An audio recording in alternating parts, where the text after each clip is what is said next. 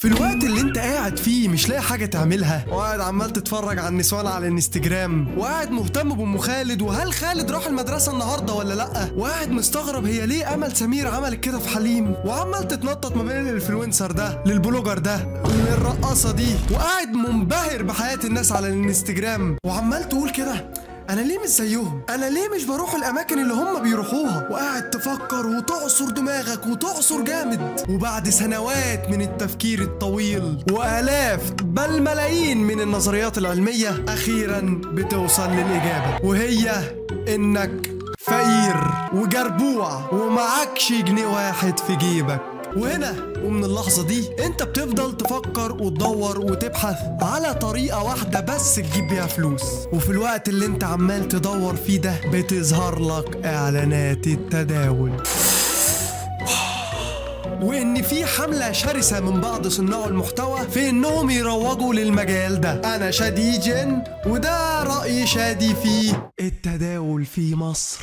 مبدئيا كده بس وقبل ما يبدأ الفيديو انا حابب اشرح حاجتين، هما ان مجال التداول ده كبير وانا شخصيا ما بفهمش فيه حاجه، ولكن اللي احنا هنتكلم عليه النهارده ده مش تداول ولا يمس للتداول بصله، وهو عباره عن رهان ولكن في صوره تداول، والشركه دي جايبه للناس البلوجرز دول عشان تحاول توصل لهم ان ده تداول، ولكن هو في الحقيقه قمار. ركز في الكلمه دي، ده قمار. بقول لك يا شادي، طب انت بتعمل ايه؟ طيب اصبر يا اسطى بعد اذنك. طب يا اسطى بكلمك. طب انت بتعمل ايه؟ طيب انا دلوقتي داخل صفقه وبشوف الاستراتيجيات بتاعت التمساح كويسه ولا مش كويسه. كويسه ولا مش كويسه؟ هيكون مالها يعني يا شادي؟ هيكون عندها برد مثلا؟ طب ولما الاستراتيجيه تبقى مش كويسه اعمل لها ايه انا بقى دلوقتي؟ اجيب لها انتينال؟ انت بتهزر يا ابني، يا زريبه يا حبيبي. اصل ده سؤال يعني مهم جدا، انا نفسي اعرف اجابته عشان انا هخش كورس التداول مع حضرتك عشان انت اسمك شادي زيي. تعالى اوريك معايا اقوى استراتيجيه انا بعمل منها فلوس، بس قبل ما اتكلم عن الاستراتيجيه عايز اقول لك ان نسبه خساره هتبقى 100%. ده لو هو في ايه يا جدعان؟ هو البرنامج ده عبيط؟ هو ايه يا اسطى اللي انت بتقوله ده؟ هو في حاجه في الدنيا اسمها نسبه خسارتها 100%؟ يا جدعان من فضلكم قبل ما تطلعوا تروجوا للقمار يا ريت تكتبوا سكريبت للموضوع. شكرا. ما انا مش هسيبك الا لما تقولي لي جبتي عربيه ازاي يا بنتي اكسبرت اوبشن. اكسبرت اوبشن؟ ايه اكسبرت اوبشن ده؟ هقولك اكسبرت اوبشن ده منصه تداول تقدري تشتغلي من عليها وانتي قاعده في بيتك وانتي في العربيه وانتي في حصه الرقص كده زي ما انتي عامله دلوقتي وسايباني. يعني بص احنا مش هنخش النار من التداول اللي هو القمار، لا ده احنا كمان عندنا اوبشن تاني، احنا هنعمل ترويج للرقص وهنقول ان هو حاجه عاديه يعني وهنعديها ومش هنعلق عليها كأنها حاجة بتحصل عادي كل يوم في يومنا الطبيعي. لا لا الناس اتجننت. بس هيك يا بنتي، وبعدين ايه اللي دخلك في موضوع التداول ده؟ مش تداول للرجاله؟ يعني اولا مفيش حاجه اسمها للرجاله بس. ايه الكلام اللي انا بسمعه ده؟ ما هي معروفه يعني القمار للرجاله وللستات، والاتنين بيوصلوا لنقطه واحده بس في الاخر، لو مت على كده من غير ما تتوب فممكن يعني تخش النار بس كده. مفيش حاجه اسمها للرجاله بس، اي ست تقدر تتداول من وهي في بيتها، من وهي خارجه، من وهي في النادي، من وهي قاعده مع صاحبتها البومه زي ما انا بعمل كده دلوقتي. هنغضب ربنا في كل مكان، في البيت، في الشغل، في الشارع، واحنا بنلعب، واحنا في الجيم، واحنا في المول، يعني اكله شربه لبسه نومه هدومه همومه علينا. هنغضب ربنا في كل الاوقات. ابليس اصبح من المعجبين. بعدين كفايه ليه؟ مش بكسب فلوس؟ طب تكسبي فلوس ازاي يعني؟ ممكن تعلميني اكسب زيك؟ لا احنا خارجين نتبسط، مش معنى ان احنا خارجين نتبسط بقى ان انا اقعد اعلمك. عايزه تتعلمي؟ انا عامله جروب فيه 10000 شخص، مش هيحصل حاجه اما يبقوا 10000 واحد يعني واعلمك. يا نهار اسود، انا مش مصدق اللي انا سمعته بوداني. 10000 واحد يا روح؟ يعني انت هتشيلي وزر 10000 شخص، وكل رهان اي شخص هيعمله في ال 10000 دول انت ليكي فيه سيئه؟ ده الموضوع طلع اكبر مما انا تخيلت. الله النعمه الناس اتجننت. هتكسب معايا 5000 جنيه، انا لسه عامله صفقه وكسبانه فيها زي ما انت شايف. قررت اعمل مسابقه، يعني هي اساسا مش عارفه هي كسبت كام.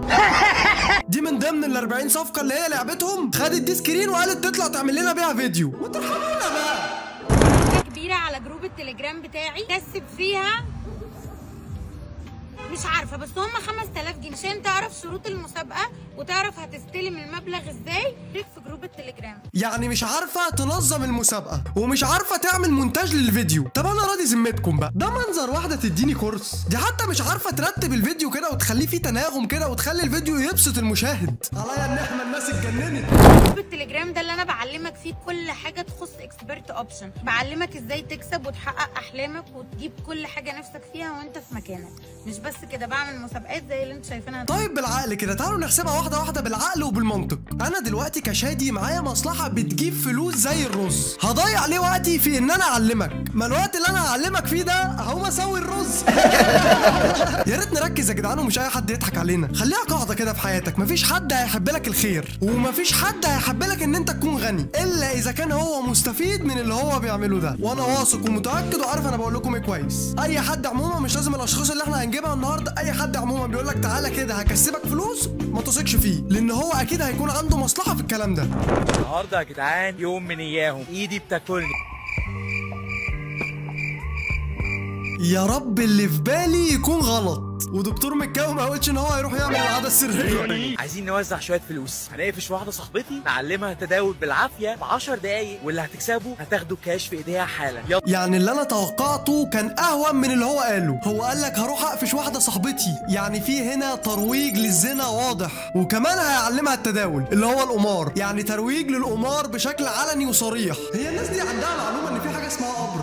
مين قال ان التداول صعب؟ والله يا استاذ اشرف محدش قال ان التداول صعب، هو حرام بس. انهم يدعون لدين جديد يحث على الفجر والرذيله والفسق. هي دي مشكلتنا مع البرنامج، انه حرام لكن هو مش صعب. بص كده السكرين ده 66,000 جنيه. طب فيها ايه؟ انا ممكن اجيب لك سكرينات كتير قوي تثبت لك ان انا معايا فلوس، بس هل في الحقيقه انا معايا فلوس؟ الاجابه لا.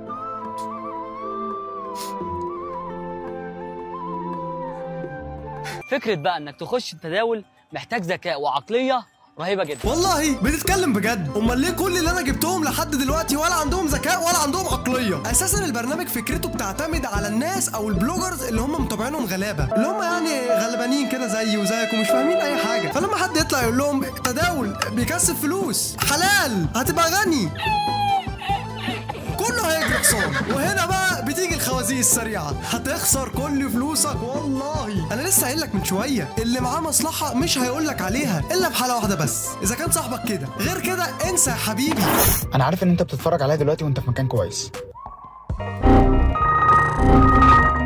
ممكن اللي لا، الحمد لله على كل شيء. بفكر ادخل مجال التداول، خايف ما تظبط معي، بس لو ظبطت هنطير على النار. المكان الوحيد اللي هتطير عليه هو النار.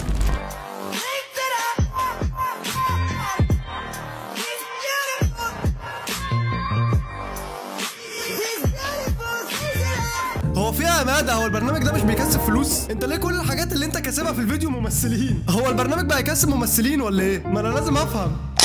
خلينا مقتنعين ان الفيديو ده دلوقتي مش ظاهر لك صدفة، ممكن يكون ظاهر لك عشان تكمل مثلا. ايوه هو فعلا مش ظاهر لي صدفه، بس برضه مش ظاهر لي عشان اكمل، هو ظهر لي عشان حضرتك او البرنامج نفسه عامل اعلان ممول للفيديو، فاجباري لازم يظهر لي.